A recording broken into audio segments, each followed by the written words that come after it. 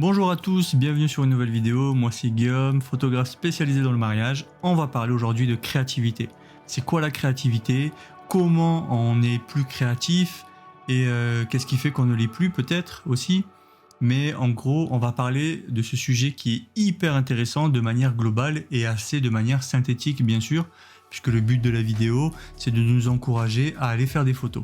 Donc en fait, c'est quoi la créativité? À mon sens, la créativité, c'est la capacité à pouvoir amener en image ce que l'on a dans nos pensées.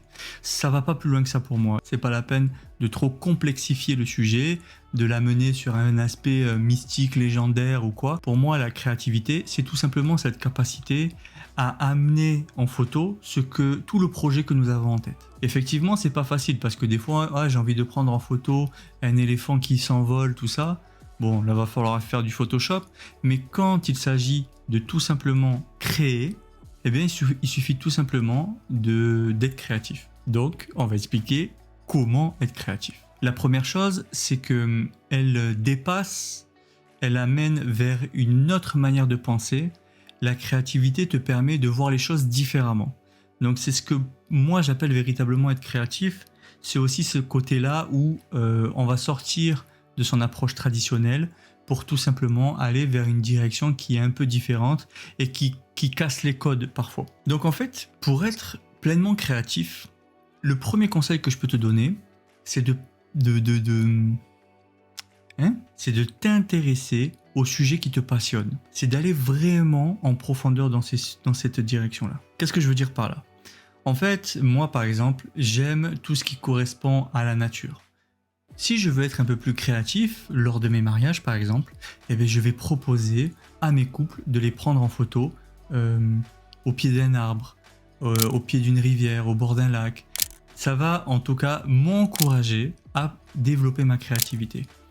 Le premier aspect qui va te permettre de vraiment développer ta créativité, c'est tout simplement de retourner vers un sujet qui te passionne. Si par exemple, comme moi, tu es photographe de mariage, mais que les photos de paysage te passionnent, eh bien, je pense que essayer d'amener cette sensibilité dans le mariage, ça va te permettre premièrement de développer ton esthétique et on va dire même ton personal branding, comme j'en ai parlé dans la dernière vidéo, mais ça va surtout te permettre de réveiller cette créativité parce que tu vas te retrouver face à quelque chose que tu aimes faire. Un autre aspect pour pouvoir améliorer ta créativité, c'est de tout simplement maîtriser ton appareil photo. Il y a des milliers de vidéos qui vont te parler des caractéristiques techniques de ton appareil photo, de combien d'ISO il a, sa capacité à faire des photos, enfin tout ça là. C'est pas ça qui compte. Ce qui compte, c'est que tu le comprennes, que tu le maîtrises parfaitement. Si tu ne maîtrises que le mode ouverture, c'est très bien. Tu maîtrises ça, tu passeras sur les autres modes après. En tout cas, sache que ce qui compte avant tout, c'est que tu puisses pleinement maîtriser ton boîtier. Ça va améliorer, on va dire, ça ne va pas freiner ta créativité. Un autre truc pour pouvoir améliorer la créativité, c'est de trouver de l'inspiration. Ce que je veux dire par là, trouver de l'inspiration, c'est changer d'air, regarder les choses différemment. Alors, c'est très vaste, mais pour te donner un exemple, quand j'ai du mal à développer ma créativité sur un mariage, parce qu'il faut beaucoup d'automatisme sur un mariage, mais il faut aussi se laisser cette part de créativité, eh bien en fait, je me pose généralement, je prends le temps de souffler, je prends le temps d'écouter l'ambiance, je prends le temps de sentir les odeurs. Si par exemple tu es dans un champ, si tu es dans une ambiance où il y a un peu comment on appelle ça,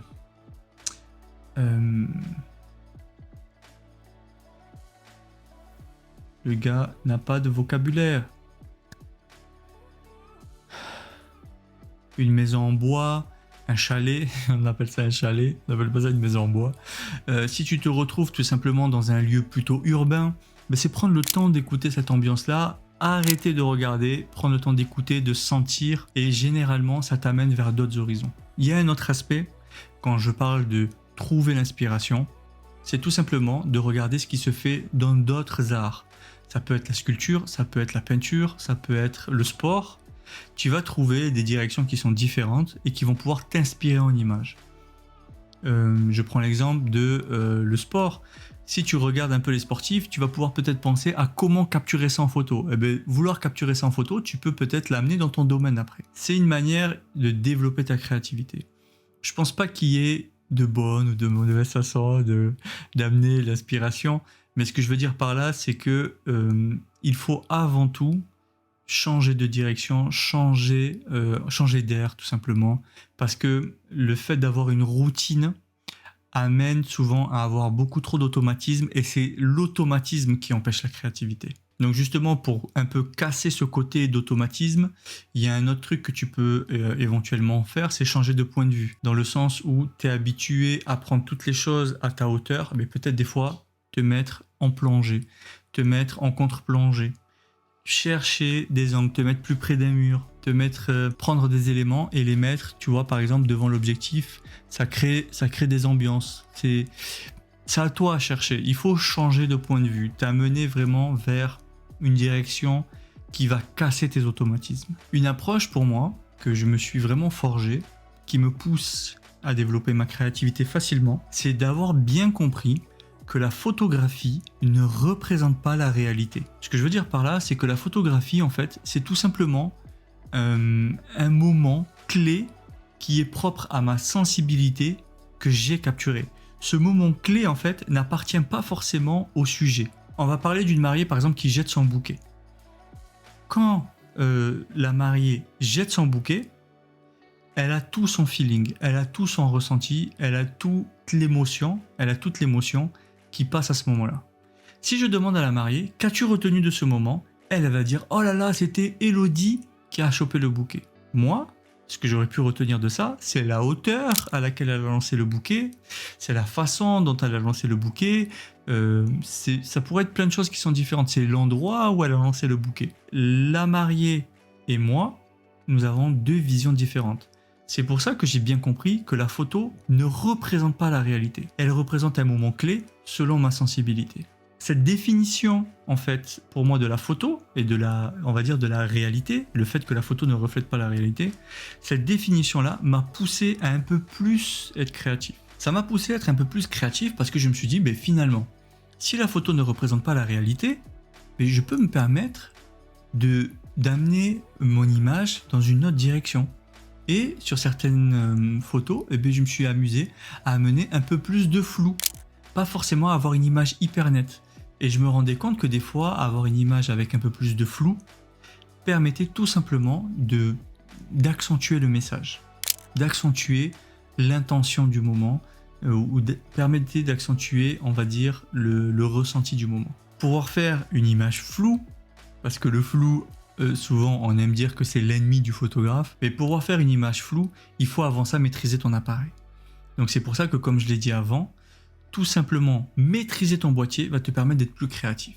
Par exemple, pour moi, dans une image floue, le premier message, ça va être les couleurs, ça va être la forme. Une couleur chaude va véhiculer des émotions chaudes. Une couleur froide va véhiculer des émotions plutôt dramatiques. Donc c'est pour ça que jouer sur cette approche-là, pour moi, est très important. Ne pas hésiter à faire des photos floues, pas des photos ratées. Hein. Je parle pas des photos où je me suis raté sur le boîtier, parce que ça m'arrive régulièrement de pas avoir le boîtier bien réglé, et à ce moment-là, je rate mon image. Je parle vraiment de volontairement se reculer. Par exemple, je fais la mise au point sur mon sujet, je me recule à une certaine distance où je sais que ça va amener une certaine douceur à la photo. Et ça, c'est des choses qui m'ont poussé à amener ma créativité sur plein d'autres aspects. Comme je te l'ai montré tout à l'heure, amener un premier plan hyper flou au niveau de l'image, c'est des choses qui sont hyper intéressantes et qui vont aussi te permettre de débloquer ta créativité. Il ne faut pas hésiter il ne faut pas justement avoir peur d'essayer. C'est ça qui est génial en photo, c'est que, du moins, en tout cas pour moi dans le mariage, c'est qu'il y a des moments clés qui sont très importants, il faut maîtriser sa technique, ne pas les rater, mais après, durant la journée, il ne faut pas hésiter à essayer de faire plein de choses. C'est un élément qui est très important pour moi, c'est de ne pas avoir cette peur-là de justement tenter, découvrir, essayer et de s'amuser. Un moyen également d'être un peu plus créatif, c'est vraiment d'essayer de penser photo tout le temps. Donc, y a un coach de foot qui disait que Chaque 30 minutes, il pense au foot. Je remets la citation là, voilà, avec son nom. Non, son nom ici, là, au-dessus de la bougie. Voilà, il a dit que un truc du style qu'il pense au foot toutes les 30 minutes dans une journée. Ben, en fait, moi, c'est pas autant, mais c'est vrai que des fois, quand je vois des choses, moi, ce qui attire mon œil, c'est tout ce qui est symétrique. Et en fait, quand je vois des choses hyper symétriques, ben, des fois, je me positionne un peu comme si j'allais le prendre en photo, tout simplement pour me pousser à être un peu plus créatif, tout simplement pour me pousser à un peu plus penser photo. Le fait de penser continuellement à la photo va te permettre de voir tout le temps les choses différemment. Et ça va éduquer ton œil, quand tu auras le boîtier, à aller vers d'autres directions. Et une dernière question qu'on pourrait se poser, c'est est-ce que nous sommes tous créatifs? Moi, je le crois. En tout cas, je suis convaincu que nous sommes tous créatifs, mais nous avons beaucoup trop d'automatismes dans nos vies. Nous avons beaucoup trop de barrières, nous nous mettons trop de barrières, nous avons des fois des murailles à franchir avant de débloquer cette créativité.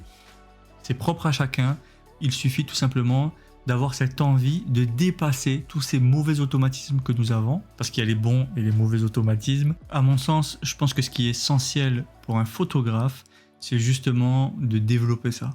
Je voulais faire ce sujet justement parce que nous avons beaucoup trop tendance à être dans des automatismes en tant que photographe et il faut retrouver cette créativité, il faut souvent se bousculer pour la retrouver. Donc cette vidéo, j'espère qu'elle va t'aider et t'encourager à retrouver ta créativité. Je te dis à bientôt, sors et va faire des photos et amuse-toi bien.